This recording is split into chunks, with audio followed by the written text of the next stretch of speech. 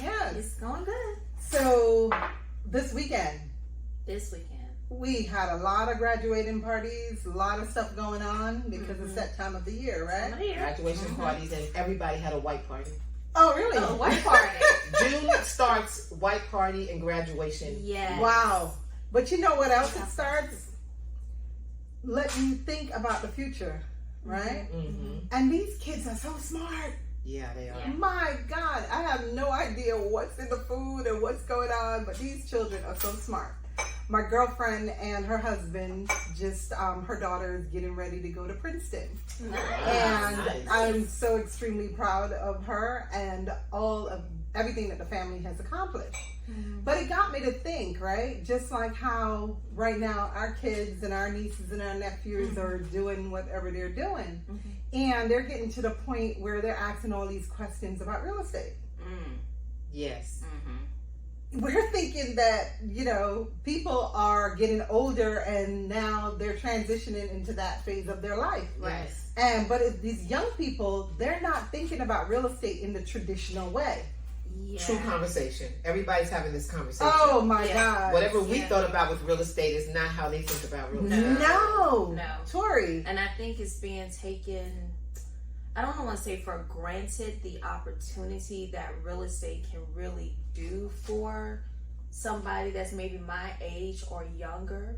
Because what my parents or your parents was able to benefit from grandma's house being there for 20, 30 years, and now we're sitting on X amount of land. Like, Yes, what can and we equity. do with that? So, yeah, it's definitely a conversation that's being had, and it needs to be had, because if I think, you know, even for my age, if I wasn't around what I do every day, all the time, and understanding real estate, I probably would have the same outlook of what's the purpose of doing this when I could just rent or whatever the case is. So, you know, June is home ownership month. It is. But yeah. the conversation now has to pivot, as Sharon's saying, to what really does home ownership mean. Right. Because it means something different To everyone. for everybody, and Right. really for generations. Right. For generations. We represent We're gonna talk 3 about that different more. generations here, Yes. but then there's a generation like our 20-year-olds to our 20 to 30. Yes. Home ownership represents something different to them than a 30 to a 45-year-old. Correct. And so on. And I think that us in real estate and as parents, we have to begin to look at that conversation. And look at it a little differently, Yes. right? Because, you know, for us, we're teaching buy in our Right. house, right? In our family. We've been doing this for years, right? Even with our 2 kids. And we're acquiring different properties all over, not only here in Georgia, right? And it's so interesting to me because when my son was trying to buy his first house, he did not want to buy a traditional single family home. Right. It happened that he did buy it because it was right next door to our house and the opportunity came about.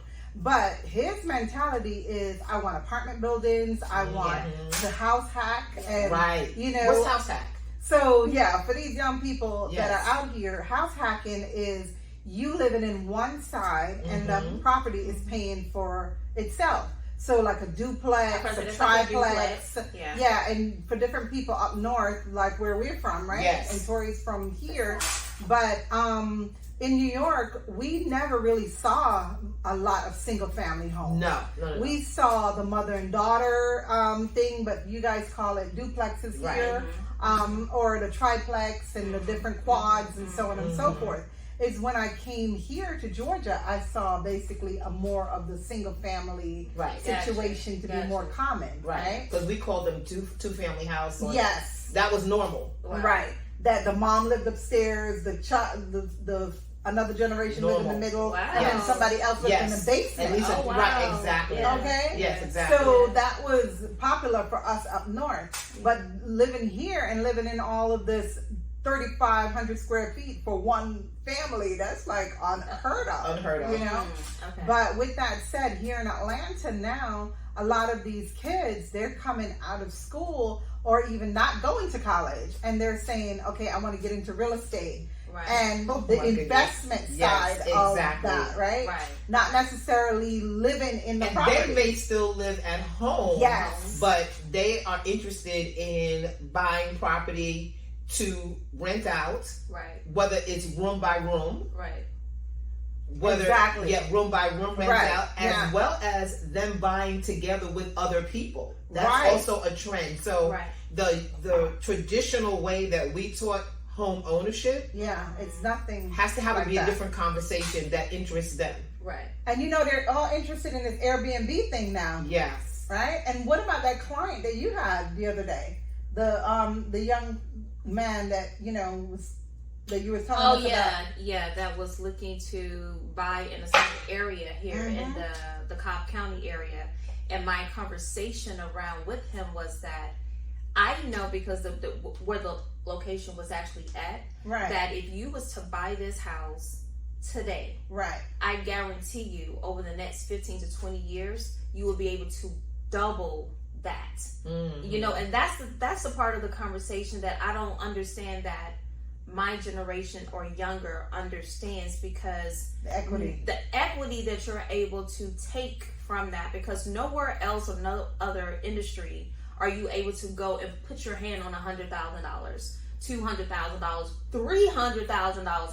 I remember selling a house a couple of years ago for $375, and 2.5 years later, it's worth $600,000. Yeah. Well, you already know our situation. Yeah. So, Yeah. talk about that part. Yeah. With our situation, when we bought our home, and you guys know that it was a foreclosure, right? Mhm. And it needed to be renovated Right. from top to bottom. Mhm. And buying it for the fraction of what it's worth now, it's amazing. Yeah, it's gonna Yeah. like 2/3. Oh, Yeah. it's gone up Right. even more than that, right? Right. Because now the property is worth over $1 million, and we're Mhm. able to use that equity now and do other things in To life. go like right? buy properties, Yes. guys. So, Yes. I it's the- think the the younger mindset. generation does understand equity if it's explained to them. Yes. I think that Mhm. when we're talking about the house hacking or Airbnb, yes, immediately they're thinking about a cash flow. Right. Right. But as soon as somewhat, because they understand finances, Oh, yeah. real Yeah, good. Oh, yeah, real yeah. good. Makes sense. Definitely. They don't want to wait. Yeah, look, they're into the trades, and there's so Yeah, much they going get on it. with the They crypto, get so they get They're it. not Yeah. waiting 30 years No, for grandma they are and not. grandma No. to All pass we gotta away do- to right. leave them the house. You No. just have to have the conversation about, well, it's not just the current cash flow, but if you hold it, the investment, once you explain that to them and they're like, wait a minute, so you're telling me I could continue to get this cash flow for 15 years, 20 years, Mhm. and then it's it's also yeah. double? Because if you start talking about, well, you hold it for your future, that may not resonate so much. No, If I'm 20, right. 25 years old, No, I I don't may wanna not be hear that. resonating that. Right. I'm not trying to hear about no future nothing right, Right, now. Right. But if I'm you trying telling to me it's live a my two, life. well, see, if we explain it's a 2-for-1, Yeah. you're going to get cash flow now. Yeah. That mortgage that you may have, if it has a mortgage on it, can get paid plus. Right. And then if you just continue doing that, let me show you what the spreadsheet looks like if you did that for the next 10 or 15 years. And then at the bonus of it is Yeah. Right. that you will have double the amount of money that will be Yes. liquid in that point in Yes. time. And they're like, wait a minute, so it's paying for itself. Number two, I have money coming in. Number three, if I hold this in my portfolio and keep adding, they get it. Yeah. Like And- your son, he got it. Oh, he Yeah. got it. Yeah. He And got but it. how old is he? He's 28. 28. But he's been doing Yeah. this now for the last 10 years. 10 years. Yes, he's got it. And with that, when our daughter went to college, I should have bought the apartment Mhm. that she was living in. Mhm. Okay, I kept on saying to her, well, because her roommates would have actually paid for the Yes. mortgage, Yeah. right? Housing. Yes, Yeah. student housing. So Yes. if you're Oh my a God, parent, that's how we rock. yeah, and if you're a parent out there and you're having to pay for them to live someplace, Right. someplace. A lot. If I had to pull the clock back and do it all over again, I would have bought the apartment that she was renting in. Mhm. And because there's 3 or 4 other people that's there, Yeah. they would help to pay that mortgage. Yes. So that would be my advice, and that's the same advice I gave to my friend this weekend, because you're you've got to pay for them to live someplace anyway, right? And student housing is very expensive. Very expensive. So, if you don't want to own property in that area that they're going to school at, after they graduate, you sell it or you give it to them as a gift. Isn't that amazing? That's amazing. Right? Yes. One of my girlfriends, that's what she did, right? She bought the apartment. She took my advice, and she bought the apartment, and now her daughter's getting married. Wow. And she turned around and gave that to her daughter as a gift. And the daughter had no idea that her mom owned the apartment this whole time. Wow. Well, that happened. He's now 40, but when he came to school, one of my first clients 20 years ago, when he came down to AU Center out of New York, right? His father bought the townhouse, and I was new in the business then. I found a townhouse, and it was outside of, not near the school. It was in College Park, and bought a townhouse, 3-bedroom. And so there were 4 other guys, but he had a 3-bedroom townhouse. He had 1 room to himself, but the other 2 bedrooms were shared with four guys, 2 in a room, because that's what it would normally be in a dorm. Right. So they had 4 guys in there. That more than paid the mortgage. There was a cash flow. Right. He did own it, and he is like where your son TJ will be. Mindset. He started then in real estate in college, and so now 20 years later, he's a mogul. Yeah. So I have a question. So I know we're talking about what people can do with it, but oftentimes we don't share of where to just get started, because sometimes just getting started is the biggest thing or the biggest step somebody can take. So it's that checking their credit, seeing where they are, because even with these investment properties, you're not putting that stuff in your personal name. You have a business, business funding that you're possibly getting to get started. So what does that look like for somebody just to say, okay, I hear what y'all saying, but how do I even get started to think I want to buy an apartment building?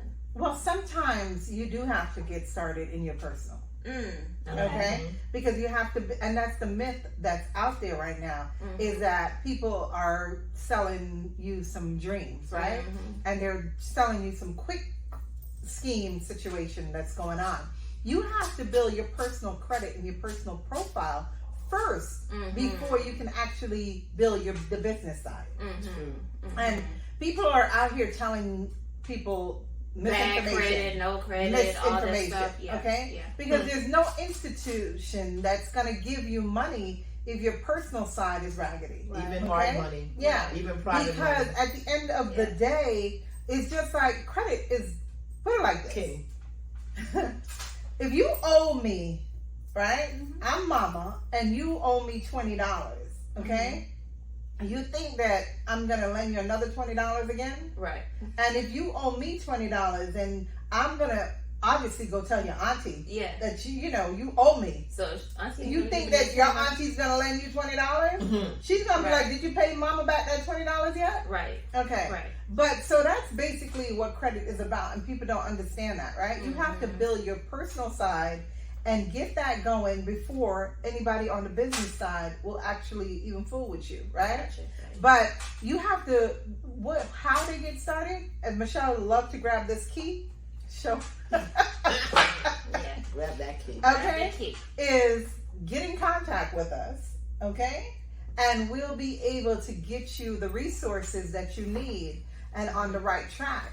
Because education is the key. Right. If someone sits you down and teach you the roadmap and the plan, it's a beautiful thing. And trust and believe. When you can get this information, absorb it as much as you can so that you can have a plan and sit down. And even if you're not where you need to be today, we'll get you there. Oh, yeah. Okay? Anywhere between 3 to 6 months, we'll get you on your way. And I love the fact that these young people are doing what they're doing. Yeah. Okay? Very smart. Yeah. I was introduced to home ownership at 19 years old, and I've never turned back. And I absolutely love the fact that I own property, and that property helps because if you are in an apartment and you're late on your rent, they're going to kick you out. That's true. if you have at least a grace period on your mortgage, right? Right. Or you can call the bank and work the out situation something out, Yeah. work some things out, maybe Okay. put a payment behind, Yeah. whatever you have to do, Right. or access the equity that's in your home, right? And we Right. keep using that word, equity. Yeah, what is Michele, that? tell them what that So is. equity actually means that the amount that you owe to pay off your home that you owe, that your house is worth more than that. So the difference between what you actually owe the bank and what that house is worth, meaning what it could sell for in today's market, is what we call equity. That money can be taken out. It can be used as a loan. Like Sharon said, she could use her double the amount of equity she has, triple the amount of equity actually, and buy other property. So that is what we call equity. But you know what I wanted to talk about real quick before we wrap up is not just young people taking advantage of home ownership, because I had a conversation. You all may not know, but I've become a dancer. Not pole dancing. but No, I'm a social dancer. But we're trying to get her there. But anyway. That part. Well, you see, I didn't say nothing. but I've had a conversation with people that are 50 plus that have never owned a home, Yeah. that are apartment dwellers, Yes. that have raised their kids either even in an apartment or renting a house And especially where we're from. anywhere in the north, Yeah. and not just north, northeast, northwest as well, Yes. because I'm talking to people from Chicago, Indiana, all north, because I've been doing Chicago stepping, so you know. But and so I'm having conversations with people who have told me that they have been renting the All their house life. that they've been living in All for their 20, life. raised their children there, which 20 means years. what? Yeah. They have paid the mortgage Plus sign. for their landlord. Twice.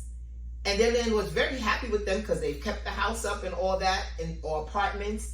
And now thinking, is it too late for me to buy? And what I want to say that it's not, No. because whether or not over the time of raising your kids, there may have been some credit challenges or whatever may have occurred. We're here to help you. Yeah. Put that key up again. We're here to help not just the young people getting their feet wet, but help you who are a little more mature. Yeah.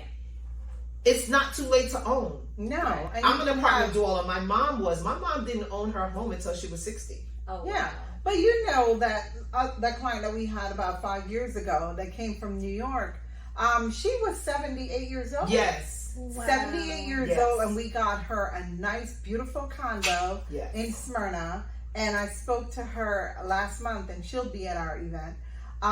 And her condo is now Wow. worth double the amount that we paid for it back then, Wow. right? Wow. And that was only 5 years ago. Mhm. But with that said, she lived in New York all her life, and she's 78 years old. She Yeah. moved here. We closed on the house 2 days before her birthday, her Oh, 78th that's birthday, amazing. and her mortgage that she paid for the condominium was less than what she was paying for rent in New York for 60 something years. Wow.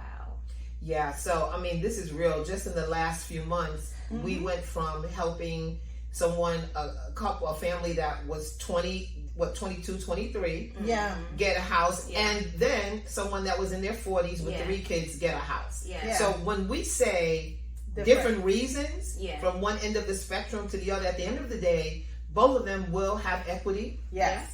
They're both homeowners, Yeah. and we were able to help them get there where they Right. both did think that they would it was realize a that dream, Right. and we It were was able to possible. help them. Yeah. So guys, we talked a lot today about equity. We talked a lot about credit. So this is the first of many conversations we're going to be having. So if you need any help with resources, we do have a contact number. So you have, is this it, Michele? That's it.